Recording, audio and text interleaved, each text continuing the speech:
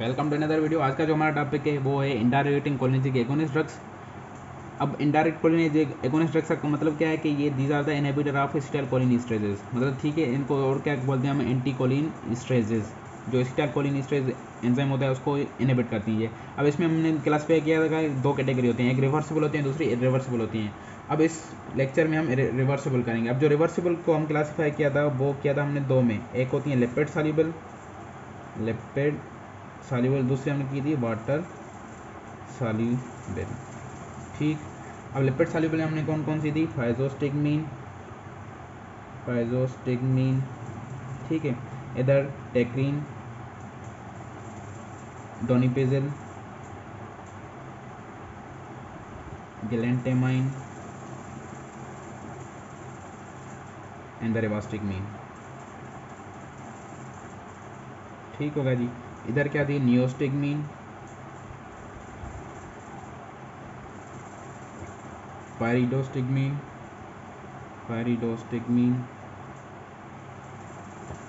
और एड्रोफोनियम।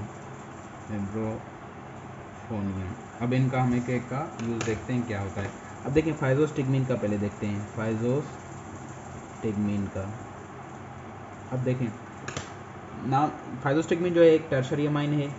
अब tertiary amine जो भी होते हैं ना वो लिपिड सॉल्युबल होते हैं, ठीक है। अब देखें हमने पहले ही कैटेगरी में लिपिड सॉल्युबल कर दिया, अब ये टर्शरी अमाइन है तो मतलब क्या होगी, लिपिड सॉल्युबल हो गया। अब लिपिड सॉल्युबल जब होगी तो it can easily cross the biological membrane, मतलब कि it can easily cross the biological membrane, मतलब ये ब्लड ब्रेन बैरियर को भी क्रॉस कर लेगी, मतलब it go easily go into the CNS में जा सकती है, ठीक है, सीएनएस में जा सकती है। ये लिपिड सॉल्युबल है, ये तो पता चल गया पहले ही, ठीक हो गया जी। अब इसके एक्शन क्या हैं, फाइजोस्टिग्मीन के एक्शन की अगर हम बात करें तो अगर हम ऐसे देंगे तो ये मियासिस विकास करवा सकती है, ठीक है। उसके अलावा कंट्रैक्शन ऑफ विजरल स्मूथ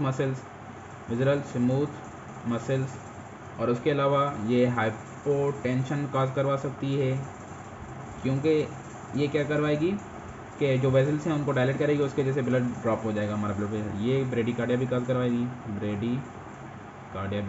ठीक है, ये एक्शन। अब थेरापेटिक यूजेस क्या हैं इसके, थेरापेटिक यूजेस की बात करें तो ग्लाइकोमा में यूज़ होती है, अगर हम टॉपिकली यूज़ करें आई में तो, ठीक है। उसके अलावा in glaucoma as a miotic drug, ठीक है। अब देखें इनका, मैं थोड़ा इसको कॉन्सेप्ट दूँ आपको। अब हम ग्लाइकोमा में ये क्यों दे रहे हैं, अब देखें ओपन एंगल या क्लोज एंगल है, ये लेट सपोज आयरस है और ये क्या है हमारा केनाल ऑफ शिलेम इधर बना हुआ है। अगर क्लोज एंगल है तो एंगल क्लोज हो जाएगा और ट्रिपल मेश हो के। अब देखें क्या आयरस क्या होगी कि ऐसे जो हमारी पैरासिम्पैथेटिक होती है उसमें क्या होती है, जो कंस्ट्रक्टर पीपीली होता है हमारा, वो क्या होगा, कंस्ट्रक्ट होगा तो हमारी पीपल डायलेट हो जाएगी। अब ये लेट सपोज ये कंस्ट्रक्टर पीपल है, ये ऐसे डायलेट होगा, ये इधर अंदर की तरफ जाएगा तो क्या होगा, ये एंगल ओपन हो जाएगा तो इधर से हमारा जो एक्यूस हमारे वो टेन हो जाएगा, ठीक है। तो ऐसे ये यूज़ होती हैं। और important, very very important use in atropine poisoning, BC क्यों आ सकता है इन एट्रोपिन पॉइजनिंग में, ये हम देंगे फाइजोस्टिग्मीन। क्यों देंगे, क्योंकि ये एट्रोपिन सीएनएस में जा सकती है, तो सीएनएस के जो इफेक्ट होंगे पॉइजनिंग के वो फाइजोस्टिग्मीन ही रिवर्स करवा सकते हैं, क्योंकि ये सीएनएस में जाती है। नियोस्टिग्मीन पैराडिस्टिग्मीन वो सीएनएस में नहीं जाती, इसलिए यूज़ नहीं होती, फाइजोस्टिग्मीन यूज़ होती है। उसके अलावा दूसरी जो हैं लिपिड सॉल्युबल, टेक्राइन है, ठीक है, डोनिपेजिल है एंड द रिवास्टिग्मीन जो है, एंड लास्ट में गैलेंटेमाइन जो है। ये चारों जो ड्रग्स हैं वो यूज़ होती हैं इन अल्जाइमर डिजीज़, ठीक है, क्योंकि अल्जाइमर में क्या होता है कि हमारी जो कोलिनर्जिक न्यूरॉन्स होते हैं वो डिस्ट्रॉय हो जाते हैं, इसलिए हमें ये देने पड़ते हैं, जैसे एसिटाइलकोलिन की ट्रांसमिशन रहे। बट अब टेक्राइन जो होती है वो यूज़ नहीं होती, क्योंकि इसमें हेपेटोटॉक्सिसिटी होती है। पहले ये यूज़ होती थी, हेपेटोटॉक्सिसिटी होती है, ठीक है, क्योंकि टी इधर है तो टी इधर, तो आप ऐसे याद करें। तो ये थी लिपिड सॉल्युबल। अगर हम अब वाटर सॉल्युबल की बात करें तो पहले उसमें क्या है, नियोस्टिग्मीन है, ठीक है। अब नियोस्टिग्मीन की अगर हम बात करें तो क्या होगा कि पोलर कंपाउंड है ये, मतलब वाटर सॉल्युबल है, तो ये सीएनएस में जा नहीं सकती, डज नॉट इंटर सीएनएस, ठीक है। और इसके साइड इफ़ेक्ट क्या होंगे, साइड इफ़ेक्ट की अगर हम बात करें तो generalized activation of the cholinergic system होगा ना, वो इसके साइड इफेक्ट होंगे। जनरलाइज्ड एक्टिवेशन ऑफ कोली, जो हमने पीछे साइड एग्जाम्पल वाली की थी, कोलिनर्जिक सिस्टम। ठीक है, अब अगर दूसरे इनका यूसेज देखते हैं कंबाइनली पायरिडोस्टिगमीन के साथ। पायरिडोस्टिगमीन ये भी सेम है, पोलर है, मतलब वाटर सॉल्युबल है, नॉट एंटर CNS। ठीक है, और उसके अलावा क्या है इसका, ये लॉन्गर एक्टिंग होती है, लॉन्गर एक्टिंग देन नियोस्टिगमीन। ठीक हो गया जी। अब यूज़ देखें इनका दोनों का कंबाइनली हम पढ़ते हैं। यूज़ ऑफ नियोस्टिगमीन, ऐसे याद रहेगा ना आपको, एंड द पायरिडोस्टिगमीन। अब इसको हम दो कैटेगरी में डिवाइड करते हैं, एक वो यूज़ जो मस्करेनिक रिसेप्टर के थ्रू होता है, और दूसरा जो निकोटेनिक रिसेप्टर के थ्रू होता है, निकोटेनिक रिसेप्टर के थ्रू होता है। अब मस्करेनिक की अगर हम बात करें तो ये होगा विदाउट एट्रोपिन। मैं आपको बताता हूँ कि एट्रोपिन क्योंकि एंटी कोलिनर्जिक है ना, तो हम एट्रोपिन इधर मैं क्यों लिख रहा हूँ वो मैं आपको बताता हूँ, विदाउट एट्रोपिन। अब देखें एट्रोपिन क्या है कि हम मस्करेनिक ब्लॉकर है, अब हम यूज ही मस्करेनिक एगोनिस्ट कर रहे हैं तो उसको हम क्यों देंगे, बट इसमें देंगे निकोटिन वाले में, वो हमको बताता हूँ क्यों देंगे विदाउट एट्रोपिन देंगे। किस कंडीशन में देंगे, पोस्ट ऑपरेटिव पैरालिटिक एलाइसिस, मतलब पोस्ट ऑपरेटिव हो गया सर्जरी के बाद, लेट सपोज जो हमारा कोलान है इलियस से वो क्या हो जाए, पैरालाइसिस हो जाता है, उसकी कंट्रैक्शन दोबारा बहाल करने के लिए हम क्या देते हैं, ये देते हैं पैरालाइटिक इलियस। ठीक है, यहाँ post operative urinary retention but non obstructive, जैसे वो थी पहले वाली। ठीक है, जो हमने डायरेक्ट एक्टिंग में की थी ड्रग, जैसे बिथेनिकोल हो गई, वो की थी। ठीक है, पोस्ट ऑपरेटिव में वो भी यूज़ होती है, पोस्ट ऑपरेटिव यूरिनरी रिटेंशन में। ठीक हुआ जी। अब निकोटिनिक में क्या करते हैं, हम विद एट्रोपिन देते हैं। ठीक है, वेट अ मिनट, मैं आपको बताता हूँ एट्रोपिन क्यों देते हैं इसमें। अब ये बेसिकली यूज़ होती है एज अ मिस्थेनिया ग्रेविस में, मिस्थेनिया ग्रेविस में यूज़ होती हैं, और उसके अलावा क्या होती हैं, कोबरा बाइट में ये यूज़ होती हैं, कोबरा बाइट में। और तीसरा के रिवर्सल ऑफ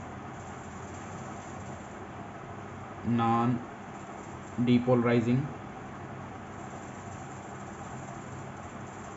मसल रिलैक्सेंट, या नॉन डीपोलराइजिंग हो या कॉम्पिटेटिव मसल रिलैक्सेंट होते हैं, जो कॉम्पिटेटिव न्यूरोमस्कुलर ब्लॉकर होते हैं। ठीक है, मतलब इनका मतलब ये होता है कि हम बाद में बढ़ेंगे एंटागोनिस्ट में, ये इनका मतलब ये होता है कि ये डायरेक्टली मतलब ये जो हम निकोटिन रिसेप्टर होते हैं उनके एंटागोनिस्ट होते हैं, और ये एसिटाइलकोलिन से कॉम्पीट करते हैं। ठीक है, उधर अटैच होने के लिए, अब वो उधर अटैच होंगे एंटागोनिस्ट होंगे तो एसिटाइल को उधर अटैच नहीं कर पाती। ठीक है, तो मसल रिलैक्सेंट हैं ये ऐसे। अब क्या होता है कि मस्थेनिया ग्रेविस में एक ऐसे यूज़ होते हैं, मस्थेनिया ग्रेविस में हमारी क्या होती है कि हमारे जो निकोटिन रिसेप्टर होते हैं न्यूरोमस्कुलर जंक्शन में, वो क्या हो जाते हैं, डिस्ट्रॉय हो जाते हैं। उसकी वजह से क्या होती है कि एसिटाइल को अपना काम नहीं कर पाती, जब अपना काम कर नहीं पाती तो हमारी मसल कंट्रैक्शन नहीं होती, जब मसल कंट्रैक्शन नहीं होगी तो मसल पैरालिसिस हो जाएगी। ठीक है, तो उसलिए हम नियोस्टिगमीन पैराडियोस्टिगमीन इसलिए देते हैं कि जो एसिटाइलकोलिन आ रही है साइनेप्टिक क्लेफ्ट न्यूरोमस्कुलर जंक्शन में, तो रिसेप्टर कम में है, बट एसिटाइलकोलिन अगर ज़्यादा होगी तो रिसेप्टर हमारे क्या होंगे, वो ज़्यादा स्टिमुलेट होंगे, तो जैसे हमारी मसल कंट्रैक्शन सही होगी, मतलब मस्थेनिया ग्रेविस की ट्रीटमेंट ये है। ठीक है जी। अब एट्रोपिन क्यों दे रहे हैं हम इसके साथ, इसलिए दे रहे हैं एट्रोपिन क्योंकि जो इनके दूसरे एक्शन है मस्करेनिक वाले वो ना हो। जैसे अगर हम मस्थेनिया ग्रेविस को सिर्फ हमें मस्थेनिया ग्रेविस को ट्रीटमेंट करना है, अब अगर ये मस्करेनिक रिसेप्टर को भी एक्टिवेट करे, यूरिनेशन हो जाएगी, लेक्रामेशन हो जाएगी, सेलेशन, मतलब वो अनवांटेड हमें यूसेजेस मिल जाएंगे, अनवांटेड एक्शन मिल जाएंगे, उनको प्रिवेंट करने के लिए हम उनका ब्लॉक कर देते हैं एट्रोपिन, क्योंकि वो मस्करेनिक ब्लॉकर है तो उधर एक्शन नहीं होगा इसका, सिर्फ निकोटिनिक पे फंक्शन होगा। ठीक है, ये आपको समझ में आ गया। अब लास्ट जो ड्रग है वो है एड्रोफोनियम। अब जो एड्रोफोनियम है वो एक शॉर्ट एक्टिंग ड्रग है, शॉर्ट एक्टिंग है, तकरीबन इसका जो ड्यूरेशन होता है वो 10 to 20 मिनट्स होता है। ठीक है, और ये क्वाटर्नरी अमाइन है, क्वाटर्नरी अमाइन है। ठीक है, और इसका यूज़ क्या है, it is used in the diagnosis of myasthenia gravis. कैसे मैं वो आपको बताता हूँ, ये इंपॉर्टेंट है BCQ है, डायग्नोसिस ऑफ ट्रीट के लिए नियोस्टिगमीन पायरिडोस्टिगमीन, तकरीबन जो क्रोनिक मस्थेनिया ग्रेविस होती है वो उसमें पायरिडोस्टिगमीन देते हैं। और एड्रोफोनियम क्या है, डायग्नोसिस ऑफ एक तो मस्थेनिया ग्रेविस में। और दूसरा यूज़ इसका होता है कि हम डिफ्रेंशिएट करते हैं कि ये मस्तीनिया ग्रेविस है इस पेशेंट को या कोलिनर्जिक क्राइसिस, हम देखें वो कैसे। एट्रोफोनियम जब हम देंगे, ठीक है, इस IV देंगे हम, तो अगर पेशेंट में मस्तीनिया ग्रेविस का होगा तो मस्तीनिया ग्रेविस में क्या होंगे कि जो निकोटिन रिसेप्टर हैं वो डिस्ट्रॉय हो जाते हैं, तो एसिटाइलकोलिन अपना काम नहीं कर पाती। अब एट्रोफोनियम क्या है कि एसिटाइलकोलिन स्ट्रेस का इनहिबिटर है, तो जब एसिटाइलकोलिन रिलीज होगी तो जो एसिटाइलकोलिन स्ट्रेस होगा वो एसिटाइलकोलिन को ब्रेक डाउन नहीं कर पाएगा, तो एसिटाइलकोलिन ज़्यादा टाइम के लिए उधर खड़ी होगी, मतलब अवेलेबल होगी, तो वो स्टिमुलेट करती है रिसेप्टर को, तो जो मस्तीनिया ग्रेविस के सिम्टम है वो थोड़े इम्प्रूव होंगे, ठीक है, इम्प्रूव होंगे 10 to 20 मिनट्स के लिए, तो हमें पता चल जाएगा कि ये पेशेंट मस्तीनिया ग्रेविस का है, ऐसी डायग्नोसिस होगी। अब डिफ्रेंशिएट कैसे करेंगे कि ये मस्तीनिया ग्रेविस का है या कोलिनर्जिक क्राइसिस है। अगर हम कोलिनर्जिक क्राइसिस का मतलब कि एसिटाइलकोलिन बहुत ज़्यादा है, ठीक है, तो अगर हम मतलब एट्रोफोनियम उसमें देंगे तो कोलिनर्जिक क्राइसिस में क्या होगा कि एसिटाइलकोलिन और ज़्यादा ब्रेकडाउन नहीं होगी, तो और ज़्यादा हाइपर एक्टिव हो जाएगा पेशेंट, बट उसमें सिर्फ क्या होंगे सिम्टम इंप्रूव होंगे, तो ऐसे हम इसको डिफ्रेंशिएट करते हैं। बट आपको ये याद होना कि डायग्नोसिस ऑफ मस्तीनिया ग्रेविस में कैसे यूज़ होती है, ठीक है। होप्स आपको ये समझ में आ गया है।